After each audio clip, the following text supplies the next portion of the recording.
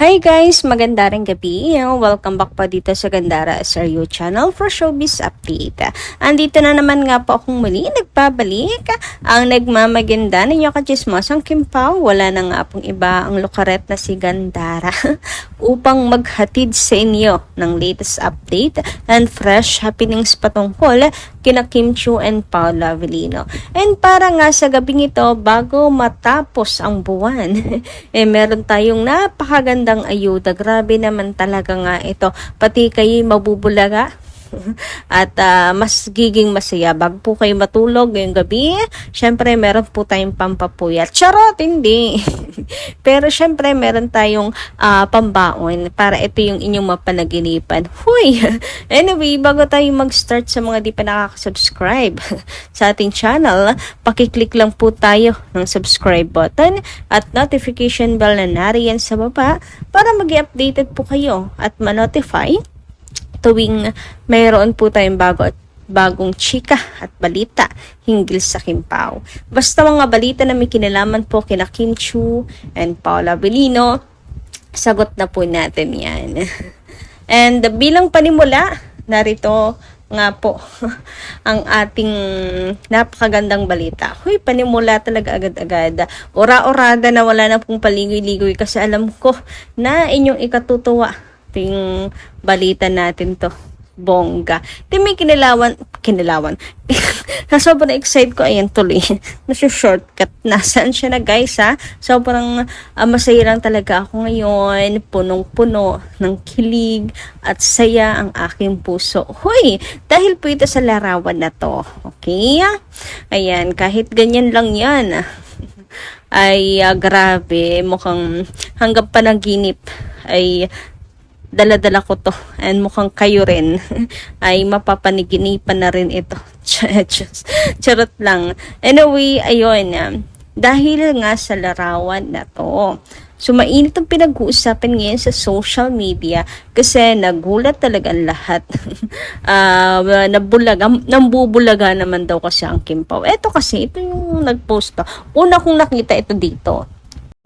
Ayan, si Showbiz Buzz ang salarin. Sa kanya ko nakita to. May pashi pa siya. Huwag to kayo maingay. Hashtag Kim Pao. Aba. Ay talaga naman. Grabe namang pa-hashtag Kim Pao. Ayan. Hindi na kinakailangan ng caption. Basta shh. Wala na. Shh. Period. Hashtag Kim Pao. Huy! Wag daw kayong istorbo. Ano kaya nasa isip itong si Showbiz Buzz? Wag kayong istorbo. Mayroong nagmumuni-muni. Huy, mayroong sweet. Pero bakit nga kaya hashtag Kim Pao? So, Kim Pao nga ba to? And dahil bitch yan, alam nyo, eto naman ang ating mga nasasagap ngayon, yung laman ng aking newsfeed. Paano hindi ka mapapaisip? Ay, puro dagat, puro water. Ayan, dito naman sa Cebu, parang area to nila Kim Chiu. Ay, no? Puro water. Ito pa. Ayan, dagat naman. Tapos, hashtag The Alibay. Ay, paano hindi ka mapapaisip talaga ng bongga? Pero sa picture, medyo long hair. So, paano kaya yon? Kung sa The Alibay yun, dapat short hair. So, totoong sa Kim Pao moment yan. Ganon. Kasi diba long hair dito. Long hair. Pero kung sa The Alibay yan, kuha. Kung yan ay fan service lang, short hair dapat. Kasi short hair yung character doon, Stella Marie. Ni Kim Chiu nagagampanan. Diba? Ano to? Talagang silang dalawa in real life. As in, hay, nako, nakakaloka. Siyempre, ka Kim Pao. Dadamay ko kayo sa pag-overthink ko. Aba, mag-overthink din kayo. Charot. At dahil ako nga po yung marites, eto na nga mga Kim Pao.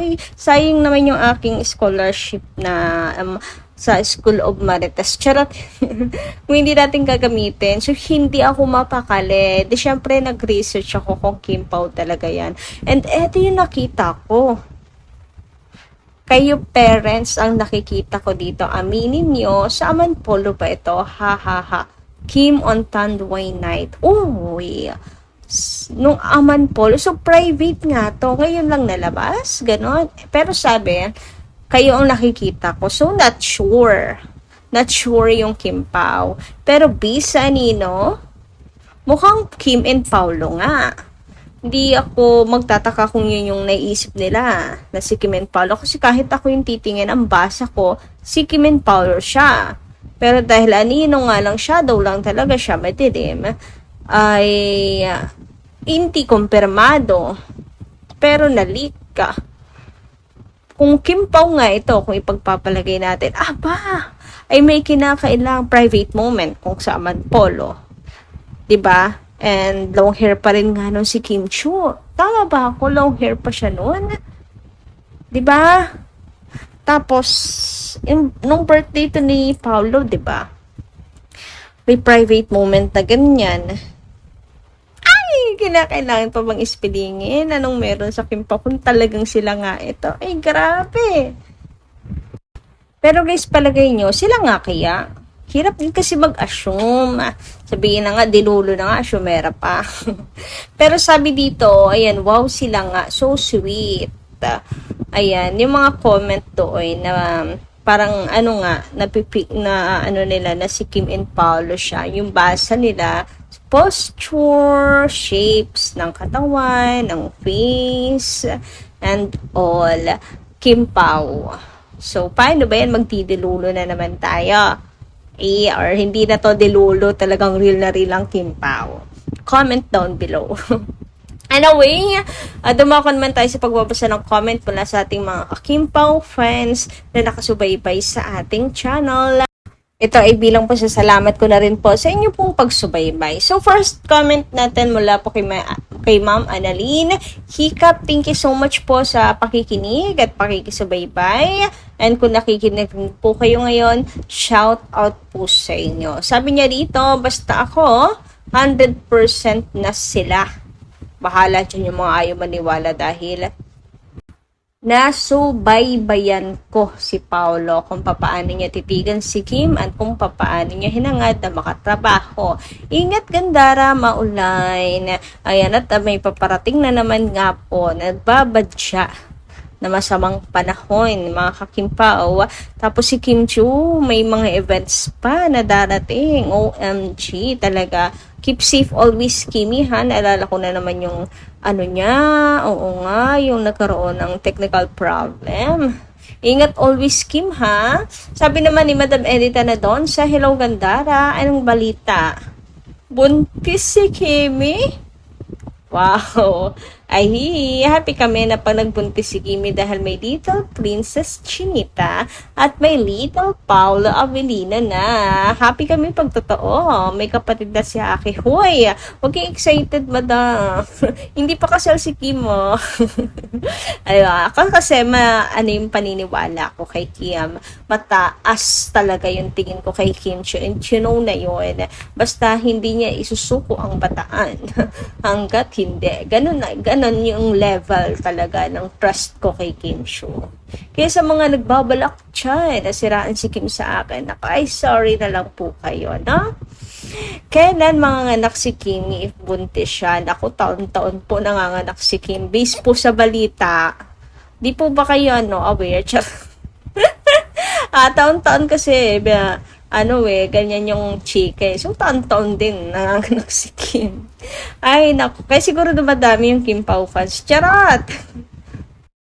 Hindi kami mag-react, sang-ayon kami dyan. But in fairness, kung sakali, di ba, parang okay na rin. Basta kay Paulo, di ba?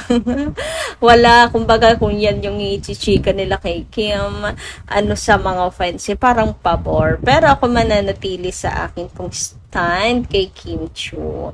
Sabi naman niya dito, kahit gusto natin yan mangyari in the future kay Kim, di ba? Anyway, sabi pa niya dito, ayan, sang-ayon kami dyan. Mabuti if mangyari din. Sana ibigay ni Lord ang hiling natin na silang mag-asawa na. Super bagay kaya hindi kami pumapalag. Sana totoo na. Wale punti, salamat. Uy, grabe, sa sobrang hindi talab nitong pakana na naman, strategy ng mga bashers. Sabi, nagpapasalamat pa nga itong si Madam Edit na doon sa Ay, grabe naman ngayon. So, ayan, salamat. Lalong mag-aalala si Paulo, alagaan todo si Kimi. Pak! Happy kami, Chan. Sana may katotohanan. Okay naman magbuntis si Kim kasi may kasalan na magaganap. Love it! To Kim and Pao, ingat kayong dalawa, lalo na sa health. Happy to wait the teaser ng The Alibay. When na kaya? Thank you, Gandara. Sana magkatotoo ang chika ng mga bashers na buntis si Kimi. Magpapalatchoy ang lahat. And kasama nga bashers, baka bashers gusto nyo makatikim ng lechon. Charot. Marami talaga magpapalechon yan. Biruin nyo, di ba?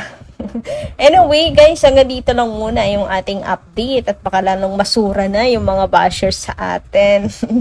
Hanggang dito lang muna. Thank you so much sa inyong pakikinig. Kita-kits po muli sa mga susunod kong chika patungkol sa Kim Pao.